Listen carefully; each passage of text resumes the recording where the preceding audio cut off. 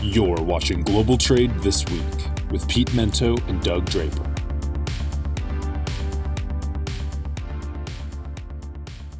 Hey, good afternoon. This is Doug Draper, and I am coming to you with Global Trade This Week. I have a co-host, a good friend of mine, Pete Mento, the man, the myth, the legend, coming to us from Washington, D.C. Pete, how's it going?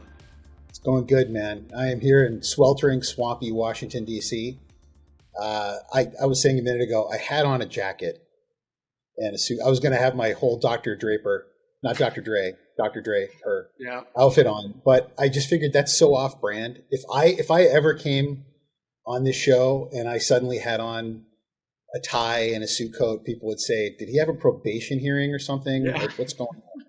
So I quickly changed into the clothes I wore for my flight down here, and here you have it. Nice. So, before we get going, we had the Olympics chat, and I want to know if there were any particular Olympic moments that really got your attention, my friend. Wow, that is off the cuff. So I'm going to sound somewhat intelligent on this one, but I grew up, I'm a swimmer. My families are swimmers, so that's a big focus of mine. There was a couple of events there. I can't remember the swimmer's name, but he did the mile, right? It was the first time I've ever swam the mile in the Olympics, and this guy was neck and neck and neck. And then like the last 25, he just turned on the jets and turned it into a sprint and literally went from fourth to first. Or maybe got second. I don't know. That's how pathetic I am when I say I'm into swimming, but then I can't remember names or positions.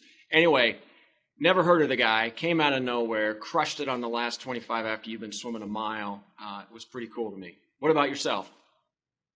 I was at dinner last night, and the topic came about the Olympics, and I sat there saying, I didn't really watch a lot of Olympics, and then before you know it, I just kept rattling off all these really cool things I'd see at the Olympics, and I kind of realized I did see a lot of the Olympics. So there were a lot of really awesome last-minute finishes for Team USA Wrestling where they came out of nowhere, and they ended up winning golds. And that was pretty awesome.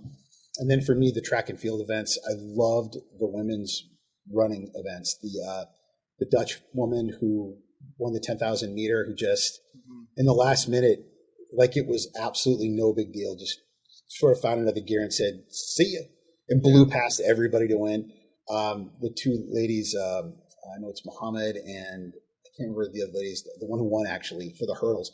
Watching people run hurdles was pretty incredible for me to watch. Yeah. Yeah.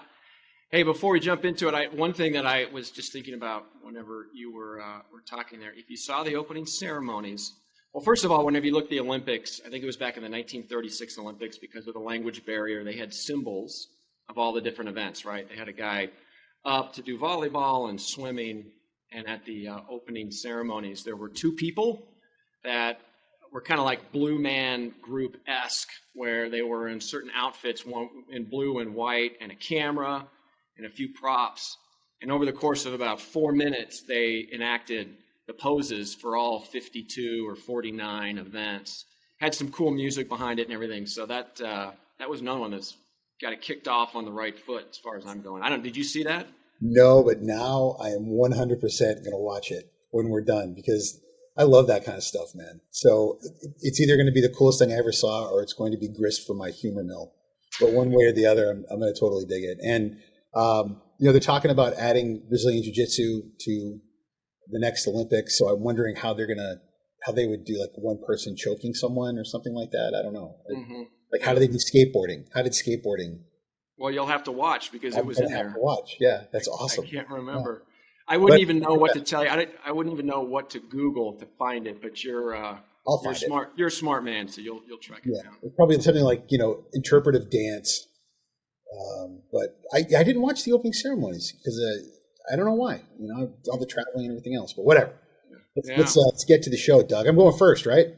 You are, but before we do that, we got to remind our audience that this is put together and produced by Cap Logistics, right? You and I wouldn't be here. Troy wouldn't be hanging out. You wouldn't be in your Johnny Cash outfit every year or every week after week without Cap Logistics. So we want to thank those guys. And now we've checked that box, Pete, so you can jump in. Let's hound it. I'm not dressed like Johnny Cash this week. Thank you. You're not, no. I have on what can only be described as a very tropical and fun golf shirt made by the good people at Tommy Bahama. Thank you. And my throwback Cleveland hat. So I think I'll have you know, I don't look like a gym teacher today. No, but anyway, good. Topic number one. This will go into the Doug and Pete told you so box, which unfortunately continues to grow with every week. I'm starting to think that maybe we should start keeping score of how many times we're right about stuff. And it's never the good stuff, Doug. It's always the bad stuff. But the European Union has really gone forward on the carbon tax issue. They've made their announcements. They're taking their progress, and they are taking it forward. Not only that, but the United States has also made it very clear that they're taking that initiative forward as well. So the European Union plans by 2050 to have their carbon emissions and to have their environmental impact where things were prior to 1990. And that's a daunting goal. But one of the ways they plan on doing this is to punish imports into their union of goods that are being manufactured in countries that are not living up to the same standards. I spoke recently about how I was fortunate enough to sit next to the UN ambassador from Antigua to the United Nations. And he said they're going to Glasgow soon for the next rounds of the climate talks. This is going to be a major concern that's coming out of that.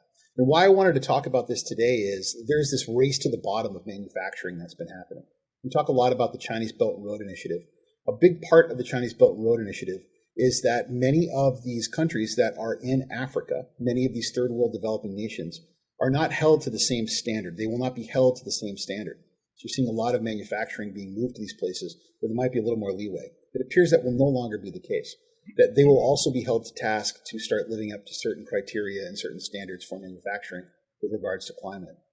Imagine a world where importations into places like the US and the European Union from countries like Vietnam and Cambodia, who have historically enjoyed lower tariff rates, easier admissibility standards into the US, are now being hit with a tariff tax in order to try to deal with the climate change issues. Before we got on today, we should probably do the pre-show and the after-show where people can see what we talked about. I'm just saying that it seems like everywhere we turn and we read about our industry, there's something about climate change, there's something about environmental policy. This feels like the big 900-pound hammer. This is the one that we all see coming, but there's one very notable country who is not involved in that conversation, and those are our friends in China. And I'm telling you, Doug, this is going to be an absolute disaster. It's going to look like a smash-up derby of everyone running around trying to find some place to deal with these carbon tariffs. And I don't think there's going to be anything to do but grin and bear it, my friend. Yeah, it's interesting. My take on that is the carrot versus the stick analogy, right? And I think that the carbon tax. I think this is a generalization, right? But I think Europe is much better at defining cross-border taxation on something they want to change, where the U.S. doesn't seem to do that good of a job. We can go into examples on a different show. But so the stick is what you just described. I think the carrot may be more on the U.S. side in the sense that there's going to be companies that don't comply, meaning their customers aren't going to work with them. It's that big of a deal that you have to check this box and that box, and you have to consume and purchase from this type of carbon neutral, carbon reduction customer, or we're not going to do business with you. So I don't know if that's a carrot or a slightly different angle of the stick, but you're spot on, man. It'll be interesting to see. I think it's going to do something that you've wanted to have your moment of glory for a long time, Doug. I think this may be what drives some people to start manufacturing things in the U.S. This may be what finally causes people to start producing certain goods in the U.S. because the first iteration of this is going to be on very specific products: fertilizer, steel, certain building products. It's a limited number of things. So I think we're gonna notice it. Maybe pushing people to start manufacturing things in their own countries again to avoid these carbon tariffs. Yeah. So interesting. Well, Pete, I'm going to jump into mine here, and I want our audience to know we had no plans of having the same similar topic related to ESG and environment and carbon footprint. Just a few minutes ago, Pete's like, here's what I'm talking about, here's what I'm talking about.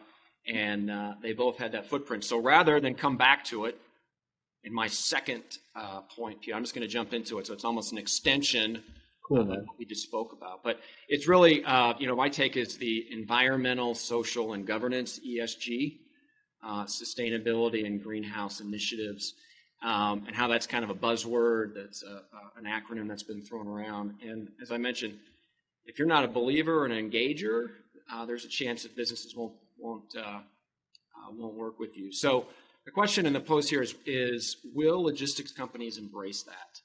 And why should they? Well, the why is that everybody has commitments to net zero carbon, and it's applauded and lauded right now. And the public scrutiny, reputation, and the financial damage that I mentioned, financial damage meaning that if I want to go get a loan to grow my business, but I'm not participating in ESG programs, that my loan could get denied. So I think that will have a plan. But here's the deal. When we say, will logistics and supply chain companies participate? My answer is hell yes, they will. And they're going to do it because I read a statistic before I jumped on here. In 2019, the EPA, not Doug Draper, but the EPA said that transportation was 29% of all greenhouse gas emissions. So that's a hell of a big number that you can put an imprint on. It's a great opportunity to have a major impact and, to be frank with you, a major story of compliance and moving forward. So I think that the supply chain, logistics, transportation is at a phenomenal spot to take advantage of this wave of ESG, carbon neutrality, managing greenhouse gases. Here's the caveat, Pete, then I'll throw it over to you. Will there be companies that do it out of the genuine need to reduce it, or will there be companies that want to use it as a headline, and make sure that they are well received in the media? And I think there's going to be some both, and maybe the second one, there's nothing wrong with that. What is your motivation to help reduce carbon emissions? If it's for the applause of men, so be it. If it's the being a good steward of the environment, so be it. But I think the bottom line is that it will be embraced, and it's going to be accelerated, just exactly what you said in your comments and what I'm saying today. There's absolutely nothing wrong with doing what society expects you to do because society expects you to do it. I can tell you from personal experience that sometimes you got to tone down the message. And there's also nothing wrong with doing the right thing because it makes a company feel good. I think we all have done business with someone because it has given us a great feeling. You know, I can give you so many. I buy coffee from a certain company at home because I love the way that they pay back humanity. You know, I remember buying my first pair of Tom's shoes because for every pair I bought, they gave a pair to somebody. You know, and I remember there was a T-shirt company that I bought a T-shirt from because proceeds of what they made were given to turtles in Hawaii, and I love them. It's things like that, right? But then there's also the other side of it where there's an expectation now, there's a societal expectation that we're doing the right thing. There's a third part as well in transportation that I don't think we get enough credit for.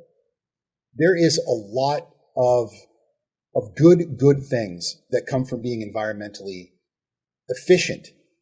Look at all the great things that have come in the tractor-trailer industry, right, in the over-the-road industry from being more fuel efficient that have resulted in better emissions outcomes.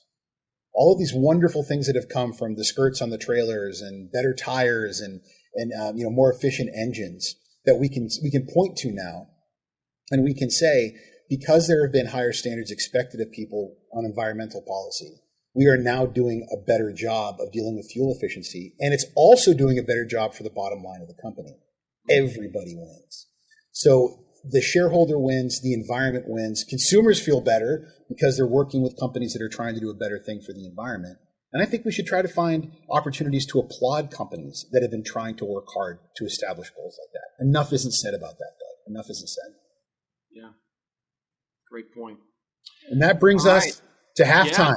Yeah. Yes. What do you got anything fun to talk about on this one? I got a couple things. First, this week on Trade School, 11 o'clock Eastern Time, brought to you by our good friends at Tapa, I am going to get in depth on my latest burr in my saddle, man, that I think that the current infrastructure on supply chain and the current morass and chaos that we're in probably is too broken to be fixed anytime soon. And I'm going to go into why I believe that based on data. So not just good old Uncle Pete having one too many glasses of Buffalo Trace talking into a computer.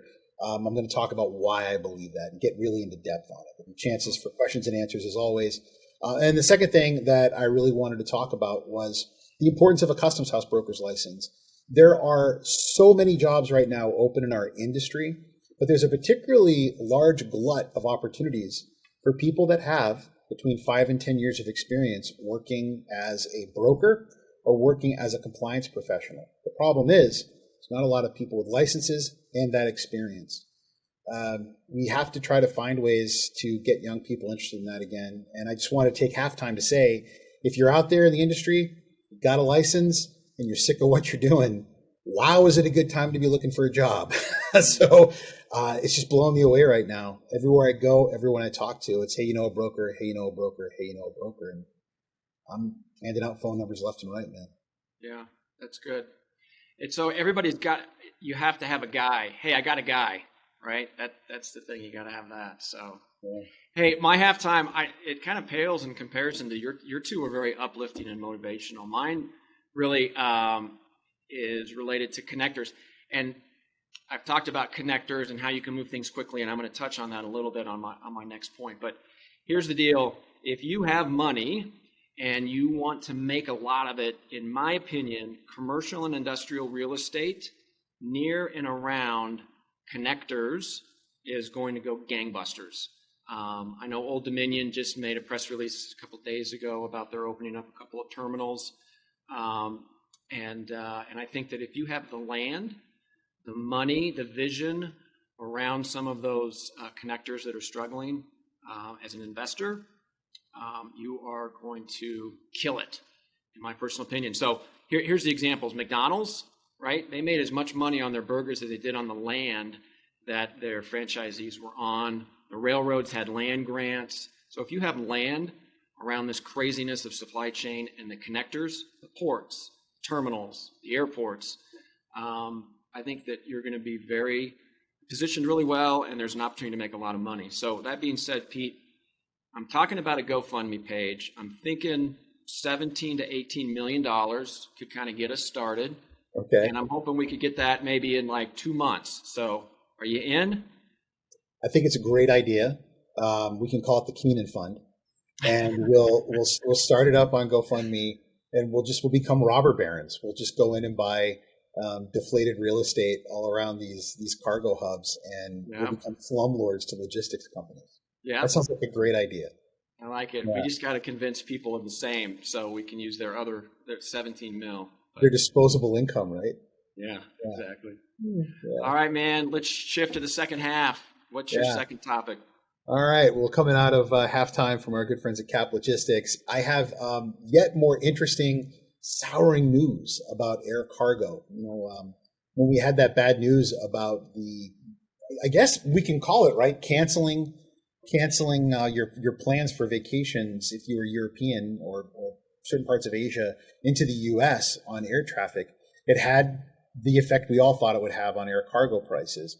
A lot of these airlines, they switched their capacity towards using passenger aircraft to move cargo, which is an interesting but necessary move.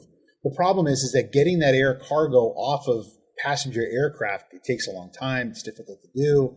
And they don't have the human labor to help do that quickly. Mm-hmm. And last week, a really fascinating statistic came out that between 29 June and 12 July, global air freight capacity, so not just China to U.S., like global capacity was down 12%. That is bananas. So on top of all the other, right, downward deflationary opportunities on global air freight, with everything everyone's been doing, you're like, oh, by the way, last month, middle of peak, it's down another 12%. You're like, ah!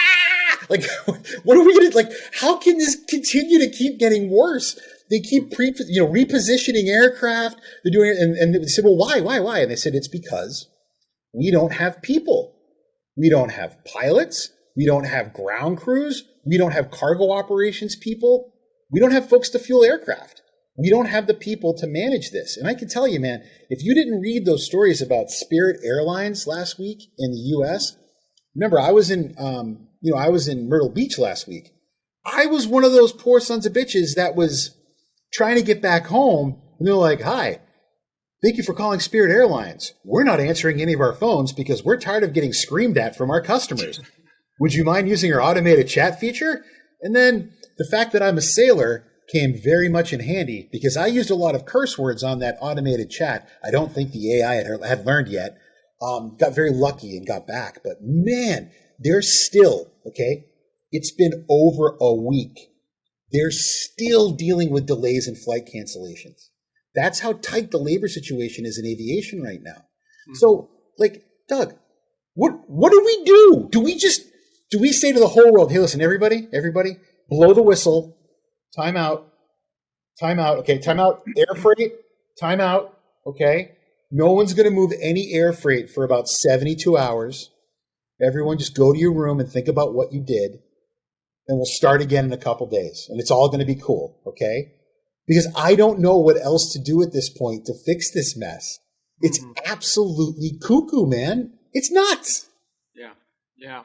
Well, that'll be point on for your discussion on Friday, right? Exactly what the hell's going on. So we alluded to the Roaring 20s, and you got your cookie monster, blah, blah, blah, blah, that you've done before because people want to consume, which is exactly it. Troy as well, he's a big consumer. And, the railroads did that a couple of weeks ago where they just said, we're not taking any more trains in from LA and California into Chicago. To be honest with you, I have not followed up, so I don't know how that worked or didn't work.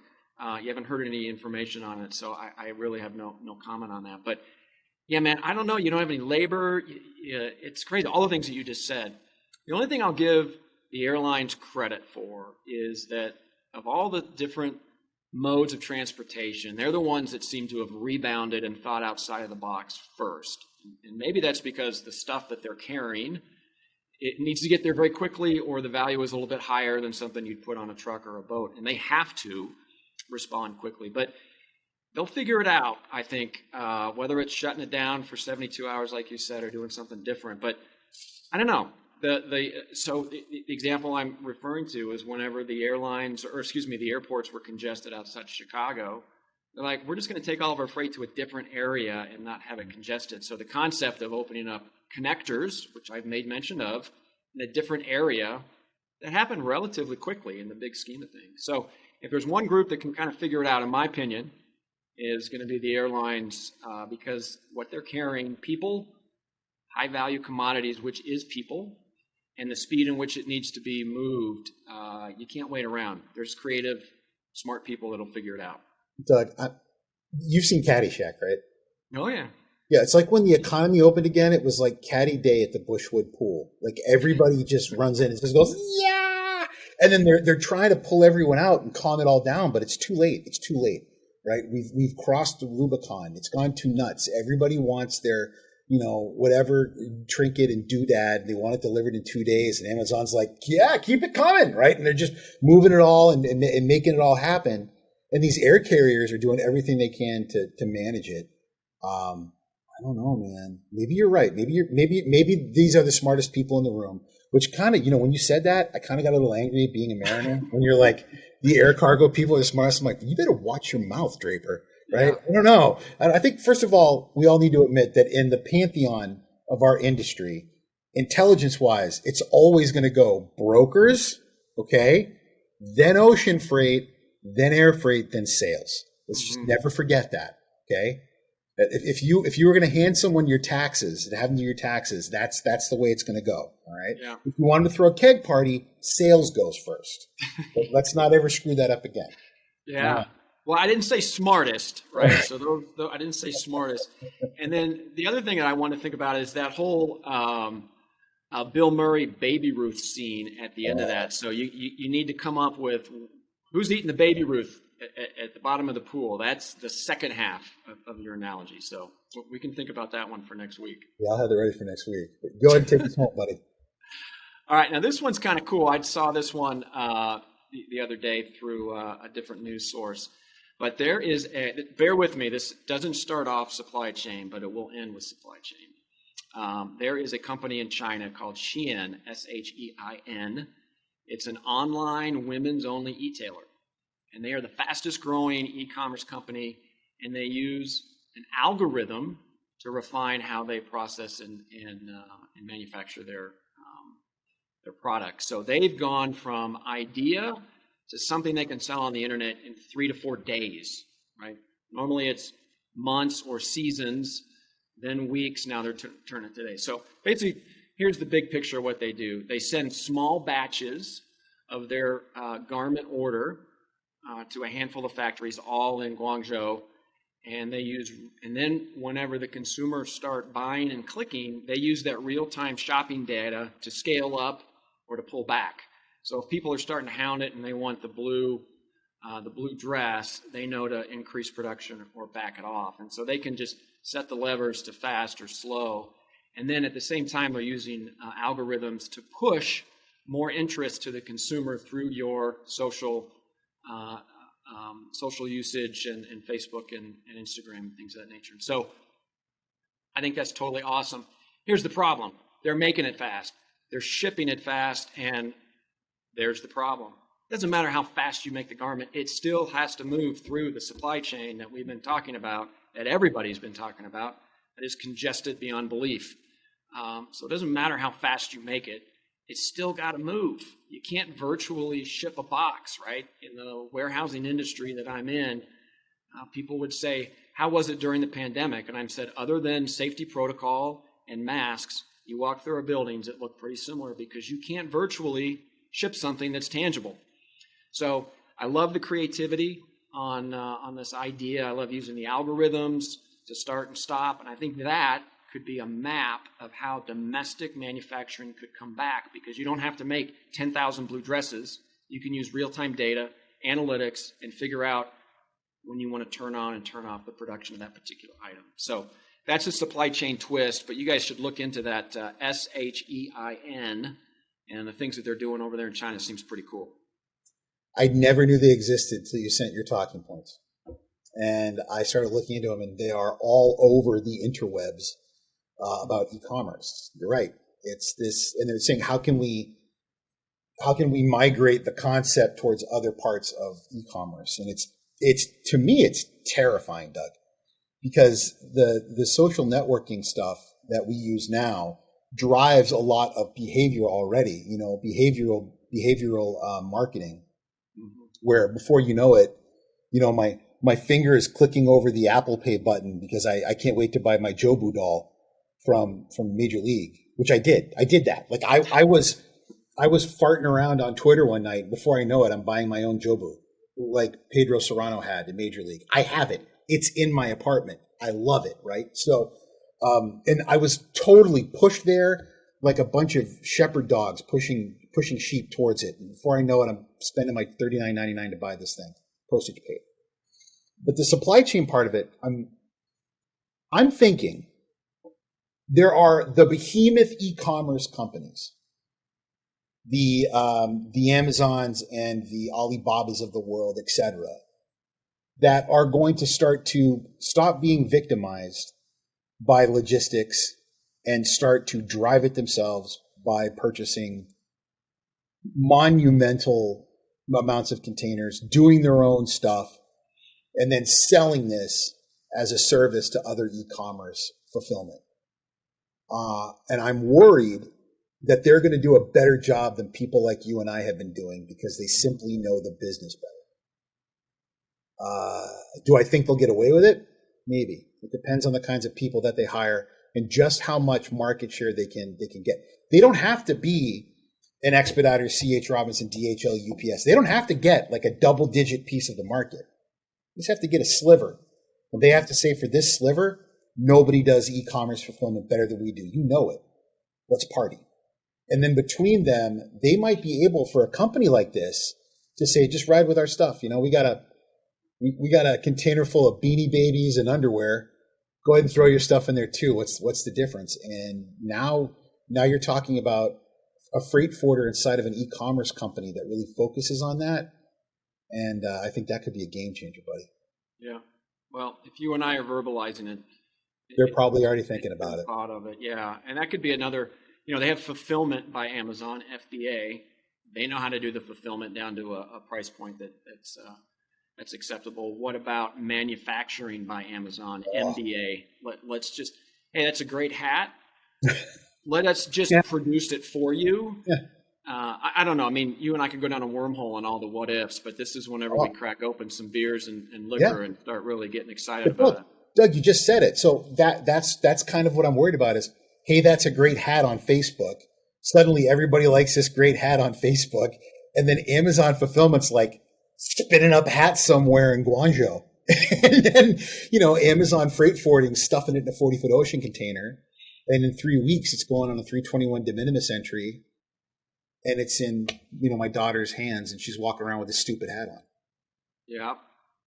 That's terrifying. I know. That is. And I think that's a good point to let resonate with our audience and close this bad boy out for the week. Yes, sir. Yeah. So I'll let you take it out, my man. Yeah, always a pleasure. Thank you to Keenan back in the booth, who I'm sure was having a really good time playing Candy Crush while we were doing all of this. And I know he's excited about going back to school for his sophomore year at high school. Hopefully, his teenage crush falls through and he can take her to the semi-formal. I know they're going to be back in school. He's probably very excited. I know it's tough being 15 and having a full beard that goes down to his belly button, but I think right now the chicks dig it. So, Keenan, we're awfully proud of you. I hope your new backpack is really cool with the other kids, and your Superman lunchbox is big enough for your lunch every day. Wow, man. I don't even know what to say on that. We really do appreciate all the great things you do for us. And Doug, as always, you are the shrimp in my jambalaya. My love for you is beyond measure, and it's always a pleasure having you. And for the people at Cap Logistics, we can't do this without you. Your support means the world to us.